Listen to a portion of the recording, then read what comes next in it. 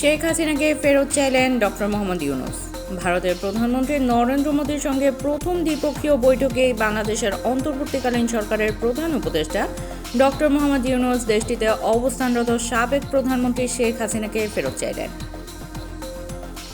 একই সঙ্গে ভারতে অবস্থানকালে শেখ হাসিনার বিভিন্ন উস্কানিমূলক বক্তব্য নিয়েও আপত্তি জানিয়েছেন তিনি। এ সময় ভারতের প্রধানমন্ত্রী নরেন্দ্র মোদী গণতান্ত্রিক, স্থিতিশীল, শান্তিপূর্ণ, প্রগতিশীল এবং অন্তর্ভুক্তিমূলক বাংলাদেশের প্রতি তার সমর্থন পুনর্ব্যক্ত করেন। গত 5ই আগস্ট সাবেক প্রধানমন্ত্রী শেখ হাসিনা পালিয়ে ভারতে অবস্থান নেওয়ার পর অন্তর্বর্তীকালীন সরকার প্রধান হিসেবে অধ্যাপক ডক্টর মোহাম্মদ ইউনূস শপথ নেন। এরপর থেকে নানা ইস্যুতে ভারতের সঙ্গে বাংলাদেশের কূটনৈতিক টানাপোড়েন সৃষ্টি হয়। ভারত সরকারও শুরু থেকেই সংখ্যালঘু নির্যাতনের অভিযোগ নিয়ে বাংলাদেশকে টানা আক্রমণ করতে থাকে। বাংলাদেশের জনগণের পক্ষ থেকে ভারত বিরোধিতা চরমে পৌঁছায়। উদ্ভূত পরিস্থিতিতে দুই নিকটতম প্রতিবেশী রাষ্ট্রের সরকার প্রধানের বক্তব্য খুবই গুরুত্বপূর্ণ।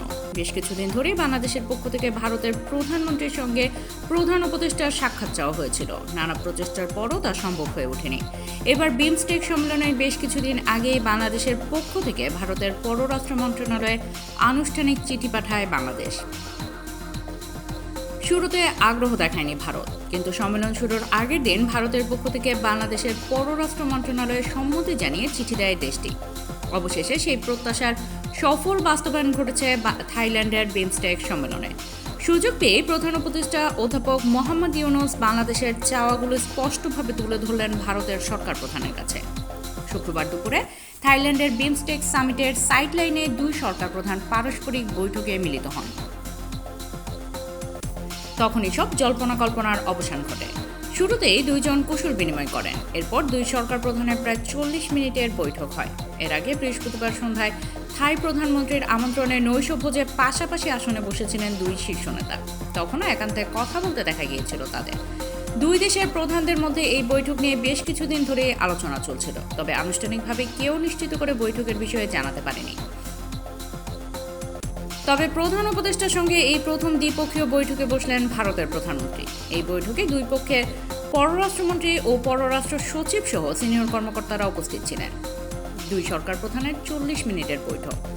শুক্রবার ব্যাংককে শাংরি-লা হোটেলে অনুষ্ঠিত বৈঠকে দুই নেতা পারস্পরিক শ্রদ্ধা এবং অভিন্ন উন্মুক্ত আলোচনার জন্য একে অপরকে শুভেচ্ছা জানান। তাদের মধ্যে 40 মিনিট কথাবার্তা হয় বলে জানায় প্রধান উপদেষ্টার প্রেস উইং। তাদের আলোচনা ছিল অকপট, ফলপ্রসূ এবং গঠনমূলক। বৈঠকে অধ্যাপক ইউনূস বলেন, বাংলাদেশ ভারতের সঙ্গে সম্পর্ককে গভীরভাবে মূল্যায়ন করে। তিনি বলেন, আমাদের দুই দেশের মধ্যকার গভীর বন্ধুত্ব পরস্পর সম্পর্কের ইতিহাস, ভৌগোলিক নৈকট্য ও সাংস্কৃতিক বন্ধনের উপর প্রতিষ্ঠিত। 1971 সালে আমাদের সবচেয়ে চ্যালেঞ্জিং সময়ে ভারতের সরকার ও জনগণের অকুণ্ঠ সমর্থনের জন্য আমরা কৃতজ্ঞ। অধ্যাপক ইউনূস জোর দিয়ে বলেন, গত 8 মাস ধরে দুই দেশের মধ্যে অসংখ্য দ্বিপক্ষীয় বৈঠক হয়েছে। দুই দেশের মধ্যকার সম্পর্কের চ্যালেঞ্জ মোকাবেলায় অধ্যাপক ইউনূস বলেন, আমাদের উভয় দেশের জনগণের কল্যাণে সম্পর্ককে সঠিক পথে নিয়ে যেতে আমরা আপনার সঙ্গে কাজ করতে চাই। বিমস্টেকের সভাপতির দায়িত্ব গ্রহণকারী অধ্যাপক ইউনূস 7টি সদস্যের মধ্যে মুক্ত বাণিজ্য চুক্তির জন্য ভারতের সমর্থন কামনা করেন। তিনি গঙ্গার পানি চুক্তি নবায়ন ও তিস্তার পানি বন্টন চুক্তি সম্পাদনে আলোচনার আহ্বান জানান। প্রধানমন্ত্রী নরেন্দ্র মোদী বিমস্টেকের চেয়ারম্যানের দায়িত্বভার গ্রহণ করায় অধ্যাপক ইউনূসকে অভিনন্দন জানান এবং তিনি তাকে ঈদ উল ফিতরের শুভেচ্ছাও জানান।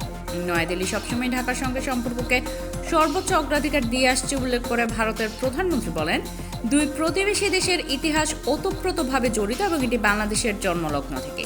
প্রধানমন্ত্রী মোদী অধ্যাপক ইউনূসের আন্তর্জাতিক মর্যাদার কথা স্মরণ করেন। তিনি বলেন, ভারত সবসময় প্রগতিশীল, গণতান্ত্রিক ও অন্তর্ভুক্তিমূলক বাংলাদেশকে সমর্থন করবে। ভারত বাংলাদেশের বিশেষ কোনো দলকে সমর্থন করে না উল্লেখ করে মোদী বলেন, আমাদের সম্পর্ক মানুষে মানুষে। এই সময় নরেন্দ্র মোদীর কাছে বাংলাদেশের সাবেক প্রধানমন্ত্রী শেখ হাসিনাকে হস্তান্তরের জন্য বাংলাদেশের অনুরোধের বর্তমান অবস্থা সম্পর্কে জানতে চান অধ্যাপক ইউনূস। তিনি আরও বলেন, সাবেক প্রধানমন্ত্রী বিভিন্ন মাধ্যমে উস্কানিমূলক মন্তব্য করে যাচ্ছেন এবং বাংলাদেশের পরিস্থিতিকে অস্থিতিশীল করার চেষ্টা করছেন, যা ভারতের আতিথেয়তার অপব্যবহার বলে মনে হচ্ছে। অধ্যাপক ইউনূস বলেন, তিনি বাংলাদেশের অন্তর্বর্তীকালীন সরকারের বিরুদ্ধে ধারাবাহিকভাবে মিথ্যা উস্কানিমূলক অভিযোগ করে আসছে। আমরা ভারত সরকারকে অনুরোধ করছি, তিনি যতদিন আপনার দেশে থাকবেন ততদিন তাকে এই ধরনের উস্কানিমূলক বক্তব্য দেওয়া থেকে বিরত রাখতে যথাযথ ব্যবস্থা নেই। অধ্যাপক ইউনূস জাতিসংঘের ফ্যাক্ট ফাইন্ডিং রিপোর্টের উদ্ধৃতিও দেন, যেখানে 2024 সালের 15 জুলাই থেকে 5 আগস্টের মধ্যে নিরাপত্তা বাহিনী ও সশস্ত্র আওয়ামী লীগ কর্মীদের দ্বারা সংঘটিত গুরুতর মানবাধিকার লঙ্ঘন ও নির্যাতনের বিষয়টি নিশ্চিত করা হয়েছে। তিনি বলেন, OHCHR রিপোর্টে অনুমান করা হয়েছে যে বিক্ষোভ সম্পর্কিত 1400 মৃত্যুর ঘটনা ঘটেছে, যার মধ্যে প্রায় 13% শিশু ছিল। প্রধান উপদেষ্টা বলেন, বিক্ষোভ চলাকালে হত্যা, নির্যাতন ও অন্যান্য অমানবিক কর্মকাণ্ডের মতো মানবতা বিরোধী অপরাধ সংঘটিত হয়েছে বলে বিশ্বাস করার মতো যৌক্তিক ভিডিও প্রতিবেদনে পাওয়া গেছে। জাতিসংঘের প্রতিবেদনে উল্লেখ করা হয়েছে যে প্রধানমন্ত্রী নিজেই নিরাপত্তা বাহিনীকে বিক্ষোভকারীদের হত্যা করার নির্দেশ দিয়েছিলেন এবং নির্দিষ্টভাবে তাদের চক্রের নেতাদের গ্রেপ্তার করা, তাদের হত্যা করা এবং তাদের লাশ লুকিয়ে রাখার নির্দেশ দিয়েছিলেন। এর জবাবে শেখ হাসিনার বক্তব্য ঘিরে টানাপোড়েনের জন্য সামাজিক যোগাযোগ মাধ্যমকে দায়ী করেছেন ভারতের প্রধানমন্ত্রী। তিনি বলেন, ভারত শুধু দেশের সঙ্গে আছে, কোনো ব্যক্তি বা রাজনৈতিক সংগঠনের সঙ্গে নয়। অধ্যাপক ইউনূস সীমান্ত হত্যার প্রসঙ্গ উত্থাপন করেন এবং জোর দিয়ে বলেন, প্রাণহানির সংখ্যা হ্রাসে একসঙ্গে কাজ করা কেবল অনেক পরিবারেরই বড় যন্ত্রণা রক্ষা করবে না, বরং আস্থা ও বিশ্বাস গড়ে তুলতে এবং ভারত ও বাংলাদেশের মধ্যে সম্পর্ক জোরদার করতেও সহায়তা করবে।